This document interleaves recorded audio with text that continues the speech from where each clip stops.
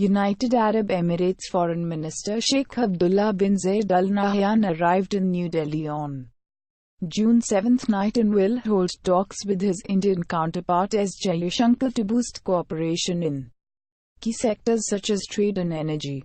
The UAE minister will also call on Prime Minister Narendra Modi and participate in a business roundtable on June 8. The visit would provide the two sides an opportunity to explore new areas of cooperation to further strengthen their comprehensive strategic partnership, Ministry of External Affairs said earlier. Sheikh Abdullah's visit comes at a time the issue of energy security is high on India's agenda due to the situation arising out of US sanctions on importing oil from Iran. The ties between India and the UAE are on an upswing in the last few years. The UAE is India's third largest trade partner and fourth largest energy supplier. The country is also home to 3.3 million strong Indian community, largest in the Gulf region. Modi had visited the UAE in August 2015, during which the two countries decided to elevate their relation to a comprehensive strategic partnership. The Prime Minister also visited the UAE in February last year. As the chair of Organization of Islamic Cooperation, UAE invited India as the guest of honor at the 46th Council of Foreign Ministers meeting of the grouping in Abu Dhabi in March this year.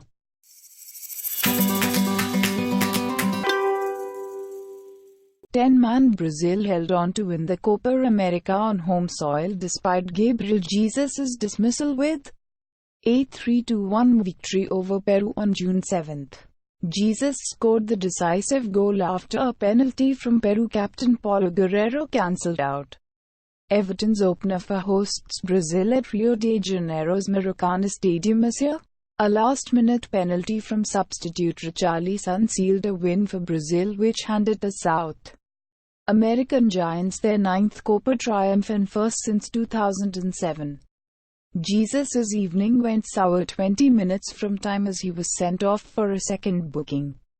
The Manchester City striker was in tears as he left the field, making hand gestures, kicking a water bottle and almost knocking over the trophy plinth. However, Brazil's players rallied after the dismissal to claim a battling victory. Earlier, after a minute silence was held for Bossa Nova legend João Gilberto, who died on June 6. Underdogs Peru made a confident start and didn't appear overawed by either their opponents or the occasion, but it quickly became apparent that they were up against more accomplished players. Peru coach Ricardo Gareca had said on June 7 they needed to prevent Brazil from dominating possession, but that was easier said than done. Brazil started to stroke the ball around commandingly. Their opening goal came from Jesus, whose drag back fooled two defenders, creating space for him to cross for the unmarked Everton to drill home at the back post on the quarter hour. Brazil were in control and playing like champions-elect as Roberto Firmino found space on the left and crossed for Philippe Coutinho to stab wide. Left-winger Everton was clever with his movement in dragging the athletic right-back Luis Advíncula out of position, and Brazil's left-back Alexandro found acres of space to put in a deep cross that Firmino headed over, just as it looked as if Brazil would stroll to victory. Peru went on the attack and a Christian Cueva cross hit the arm of a sliding Thiago Silva, giving Peru a penalty that was confirmed after a VAR review. Guerrero sent goalkeeper Alisson the wrong way from 12 yards and Peru were back in it just before half-time, but they paid for their lack of guile and experience with almost the last kick of the half as Arthur was allowed to drive at the defense from midfield following a slip from Renato Tapia that left him space to attack. Centre-back Carlos Zambrano also slipped, allowing Mr. Arthur to feed Mr. Jesus in the middle of the area, and the Manchester City striker made no mistake, finding the bottom corner. Brazil had a few speculative shots at the start of the second half, but Silva, Dani Alves and Coutinho all failed to hit the target.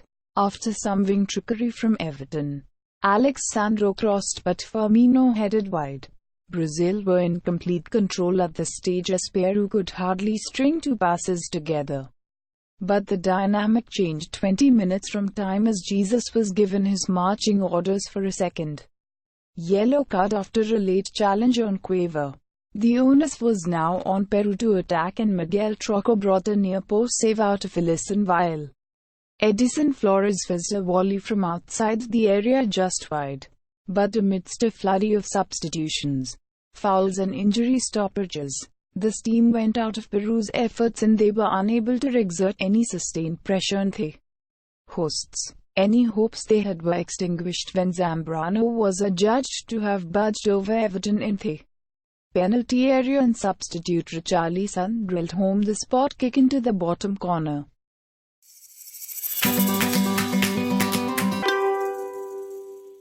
The government's decision to slash its allocation for Iran's Chabahar port by 2/3, as announced by Finance Minister Nirmala Sitharaman in the latest budget, will be a further blow to India-Afghan trade, already hit by Pakistan's decision to ban airspace rights to most flights to and from India, and US sanctions on Iran. Officials and diplomats in Delhi and Kabul said the government, which had been allocating 150 crore for the port each year for the past few years, has slashed its allocation to just 45 crore in the budget for 2019-2020. When asked for reasons, Ministry of External Affairs, MA, sources said the figure reflected a readjustment in the budgetary allocation based on a realistic assessment of likely expenditure to be incurred this financial year. In comments indicating that India does not anticipate developing Chabahar port at the same pace as earlier. Technically, the US has issued India a waiver to develop Chabahar port to promote trade with Afghanistan as a part of its South Asia strategy. In practice, however, the cancellation of all waivers for oil and crippling economic sanctions imposed by the Trump administration have all but frozen deals.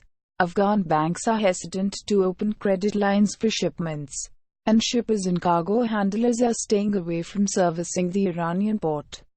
During the last months, February to May, Chabahar had flourished for transportation of goods and commodities to Afghanistan and Central Asia, with the volume of loading and unloading twice as much as before.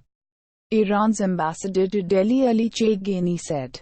But the US officials' hostile statements on Iran's sanctions naturally and indirectly has negative impacts and led to worry amongst companies about working with Iranian ports including Chabahar, he told The Hindu. Speaking to journalists last week, Afghanistan's new head of mission Tahir Qadri said they hoped Pakistan's airspace ban, which had been extended until July 12, would be lifted shortly. Aside from trade, urgent travel for Afghan medical patients, students and businessmen has become virtually impossible, with most direct flights cancelled. A flight from Delhi to Kabul that used to take 1.5 hours now takes 5 hours. Mr. Qadri explained. Ariana Afghan, SpiceJet and Air India suspended their operations to Kabul after Pakistan imposed its airspace curb. In the wake of the Balakot strikes on February 26, Afghan-owned Kamai operates only 3 times a week from New Delhi, taking a detour via Surat and southern Pakistan to enter Afghanistan. As a result of the ban, Afghan fruit and agricultural products that had made up a bulk of the cargo on flights between Kabul and Delhi are being shipped to other international markets. The original cargo corridor is not operational as of now. Barun Birla of Aerotrek International, the cargo company that operated the inaugural cargo charter on the corridor, confirmed to The Hindu. However, Afghan officials said 221 flights, including commercial passenger airlines, had carried cargo between the two countries since June 2017. According to an arrangement where the Afghan government subsidizes about 80% of the transport costs. To promote India-Afghan trade, the downturn in trade, for which figures are yet to be released, will dampen hopes that had been raised by the introduction of the air corridor service between the two countries in June 2017. As well, trade through Chabahar port that began in February 2019. Since then, Afghanistan had exported goods worth more than $150 million to India through the air corridor and goods worth $2 million through Chabahar, a spokesperson for the Afghan embassy in Delhi said. In July last year, the former Afghan ambassador to India had projected trade of $2 billion between both countries by 2020. However, officials say that with trade through both currency routes restricted, as well as Pakistan's refusal to give Afghan trucks passage to the Wagha land route, trade may come to a standstill for now. With inputs from Jagriti Chandra.